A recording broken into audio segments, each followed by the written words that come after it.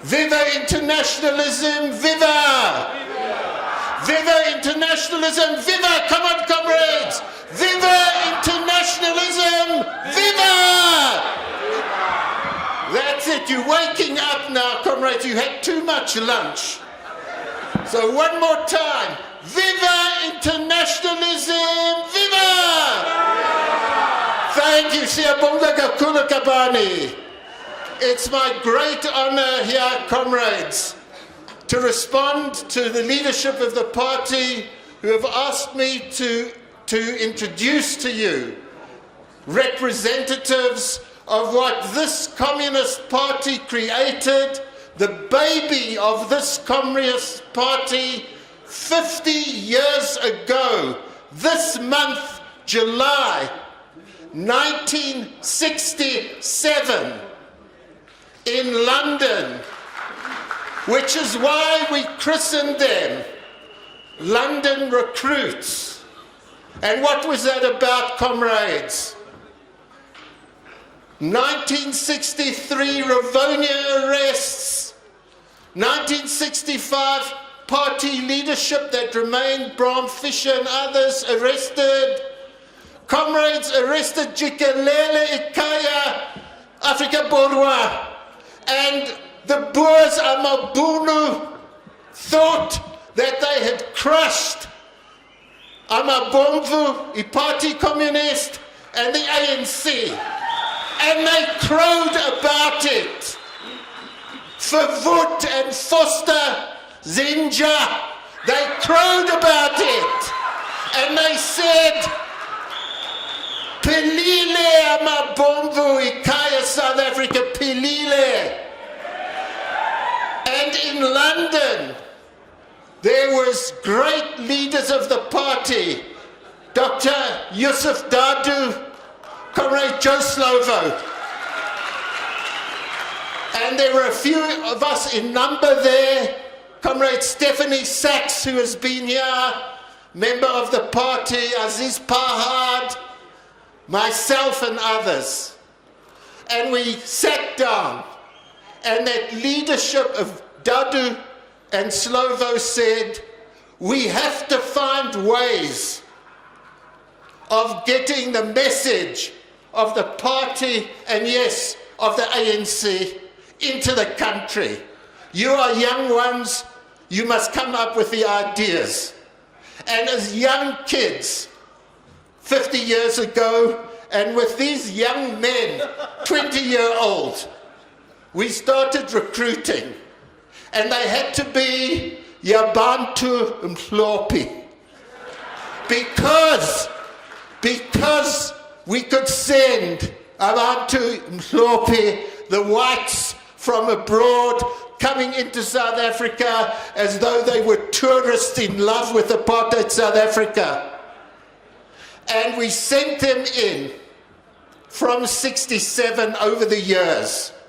From London alone and Britain, over 63 over those years. And that was an international detachment we call London Recruits. And what we did, we gave them some training. We had to tell them, when you go in, you can't show your solidarity openly with the people in South Africa. You must be as tourists. They smuggled in, we gave them the devices to do so, of the literature, the leaflets of party and ANC. They had money, they had false documents which they would pass on to our comrades. And the first thing was to break the silence, and we taught them how to assemble devices. We called them leaflet bombs. And to go in all the countries, Jikelele Kaya, South Africa, in all the cities from where you come, and on specific day, synchronized on the watch, to put the leaflet bombs in places of the railways and the taxis and the buses going back to the townships when the workers were coming out of the factories. Boom, boom, boom. Ibai, Imonti, Tegweni, Gauteng, Ika, all over. The Boers were shocked. Their newspapers were so excited, they even had photographs of these bombs and leaflets. They couldn't resist putting it there, and headlines. There was huge publicity. And this broke that silence. From 1967, 68, 69, 70, 71, and so on, giving us time to build the underground, so that by 75, 76, we had our own underground functioning again. What happened? We didn't need to do the propaganda anymore, but comrades like this volunteered and were used, like Comrade Helen Pasteur's the other day, who got the award, to help us infiltrate the combatants of MK across the borders, or to receive them on the coast of the Transkei. Bob Newland over here was one who was waiting there. Unfortunately, the boat broke down off Somalia. But bringing them in then from Swaziland and Botswana into the country, and organizing safe houses, and I said, bringing in the weapons. In the process, some comrades were captured.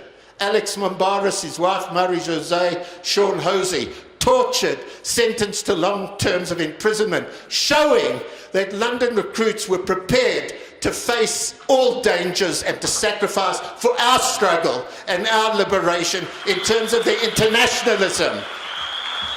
So here the young men are. Here is Ken Keable, who has created and brought together a wonderful book called The London Recruits. All the trade unionists and the socialists and communists in Britain are buying this book. Here is Bob Newland, who I mentioned to you, had done this work, including the work in the Transkei, and Ian Beddoes, who so loved Southern Africa, has become part of the Zimbabwe struggle and part of the Zimbabwean Communist Party. So that's it, comrades. Just to say that finally, the term London recruits, it didn't just mean people living in London. It didn't just mean the English. It meant everyone in the British Isles, so England, Wales, Scotland, Ireland. But there were also comrades that we recruited working, living in Britain, from Greece, Cyprus, France, Netherlands, America, Canada, USA. And finally, some of these comrades had further training in Cuba, in Soviet Union, in East Germany. So look at those wonderful links. Links of international solidarity. Here's the London recruits for you. Viva the London recruits, viva! Viva internationalism, viva! Siyabonga kakhulu, Ken. Amandla! Comrade Chair, distinguished guests, comrades, thank you for that wonderful introduction, Ronnie. I'm very proud to receive this award on behalf of the London recruits. It's a great honour for us all. I'm pleased to be accompanied on this platform by two other recruits, as Ronnie has explained, Ian Beddoes and Bob Newland, who did wonderful things. Ronnie's already explained some of what they did. Bob was in Johannesburg in 1971, setting off leaflet bombs around the city. Now, I'm delighted also that Comrade Ronnie Kasrils is here with us today. He sent most of us on our amazing, life-changing missions to South Africa or the frontline states, and he holds a very special place in our hearts. Thank you, Ronnie. Thank you very much. After the Rivonia trial ended in 1964, with Nelson Mandela and other leaders jailed for life, almost all the other ANC members had to go into exile to avoid arrest and torture. And they were faced with the problem how to carry on their struggle inside the country when they couldn't go in. So they came up with the brilliant idea of the London recruits. They would recruit young white internationalists, mainly in the London area, who had no personal connection with South Africa and could enter the country without arousing suspicion. Some of the London recruits were students at the London School of Economics, including several young Trotskyists belonging to the International Socialists. Some had no political label. However, the great majority of the recruits were young workers belonging to the British Young Communist League, or in a few cases, the Communist Party. Most of our expenses were met by the Soviet Union. Some recruits received training, as Ronnie said, in the Soviet Union or Cuba. In 2005, I began researching and editing the book, London Recruits, The Secret War Against Apartheid, that was published in 2012. When I began the book, I knew that there were other recruits, but I had very little knowledge of who they were, how many they were, or what they did. We each knew only our own little part of the story, and even that we had kept secret for decades, because the habit of secrecy was so deeply ingrained. Besides, it seemed to belong to another era. I was amazed at what I found.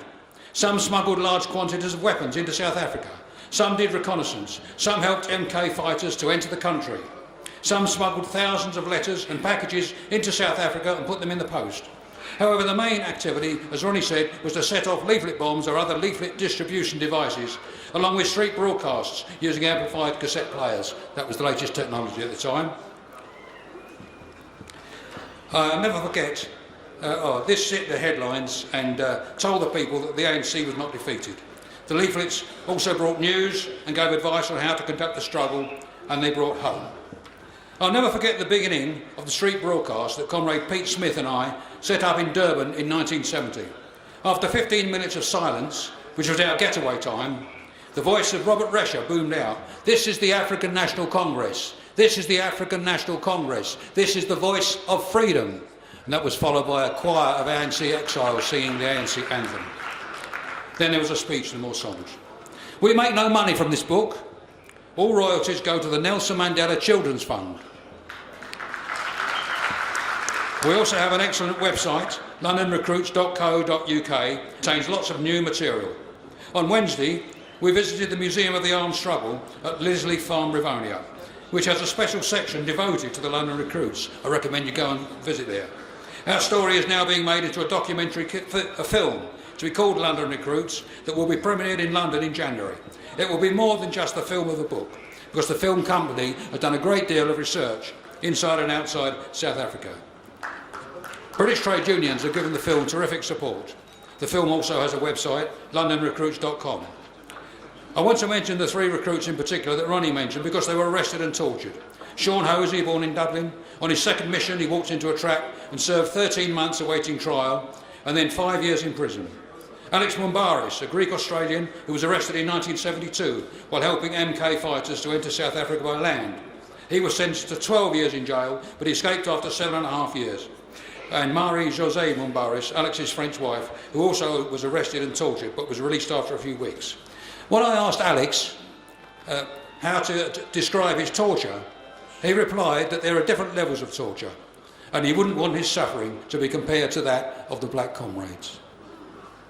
We now know the names of 66 people whom we can call London Recruits. Besides the British people, these include 4 from the USA, 4 Irish people, 1 Greek, 1 Greek-Australian and 1 French woman. One, only recently discovered, came from Britain's Ugandan Asian community. She did her work in Botswana. 13 of the 66 are women.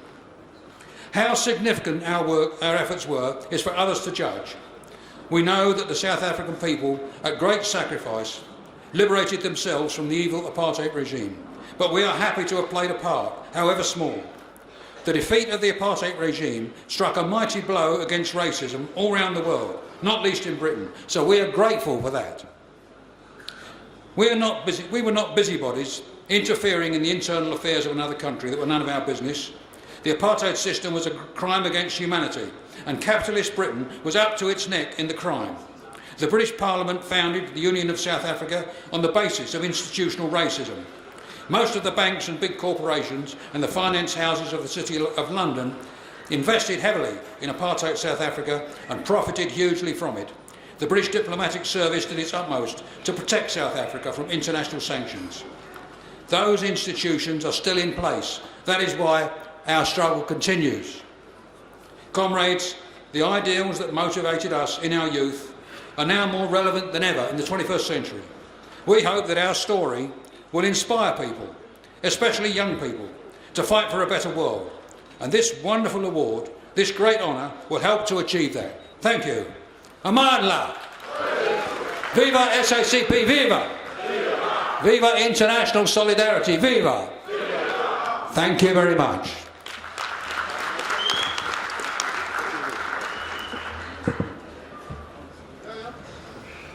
Don't go away before I hand this over to you. You can't take it yourself. I must hand it over to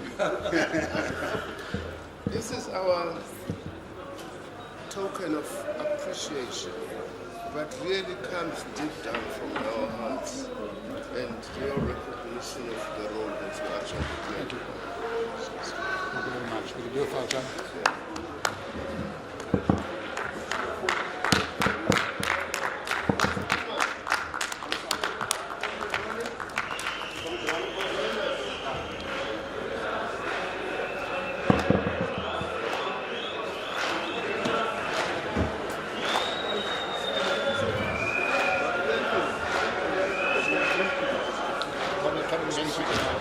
Sorry?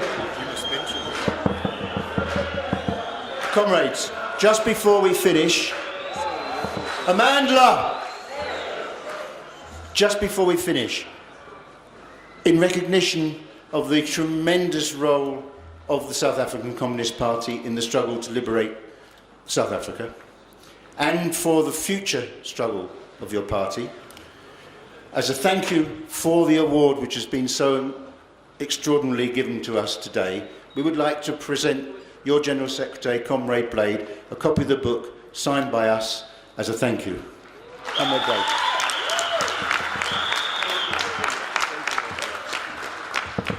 Viva SACP, viva! No, thank you very much, comrades, to the London recruits. We really value this gesture.